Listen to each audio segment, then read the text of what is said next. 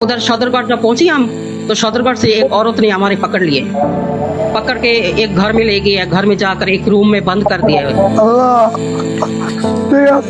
মাত্র 16 বছর বয়সে হারিয়ে গিয়েছিলেন আসিয়া। এরপর কেটে গেছে 32 বছর। এতদিন পরিবারের কেউ জানতেন না আসিয়া বেঁচে আছেন কিনা। অবশেষে সামাজিক যোগাযোগ মাধ্যমে মিলেছে সেই হারিয়ে যাওয়া মেয়ের সন্ধান। জানা গেছে আসিয়া আছেন পাকিস্তানে। আমি হঠাৎ করে ফেসবুকে ঢুকি, তারপরে যে একটা নারীর হারানো খবর পাই যে 32 বছর আগে পাকিস্তান পাচার হয়ে গেছে। সে 17 বছর বয়সী থাকার সময় পাচার করে দেয়। তারপর আমি ওই পড়াটা সম্পূর্ণ পড়ি, পরে দেখাই যে আমার এলাকার আমি তার বাপে এবং ভাই তাদের সবাইকে চিনি। বরগুনার চারভাঙা গ্রামের 90 বছর বয়সী তমিজুদ্দিন হাওলাদার এখন প্রতিদিন মোবাইলের পর্দায় মেয়েকে দেখেন, কথা বলেন, কিন্তু 32 বছরের অপেক্ষার অবসান হয়নি।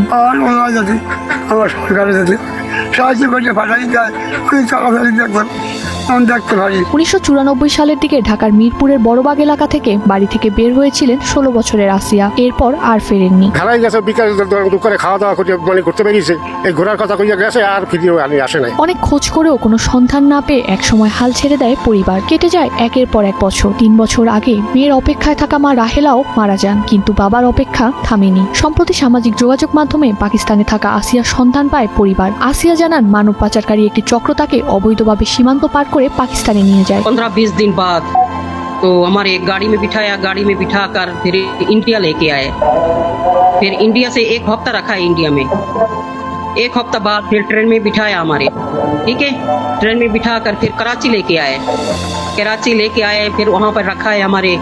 वहाँ पे फिर 6 मास बाद हमारे बिया दे दी से मेरी शादी हो गई। फिर वहाँ से शादी करवा दिया उन लोगों ने।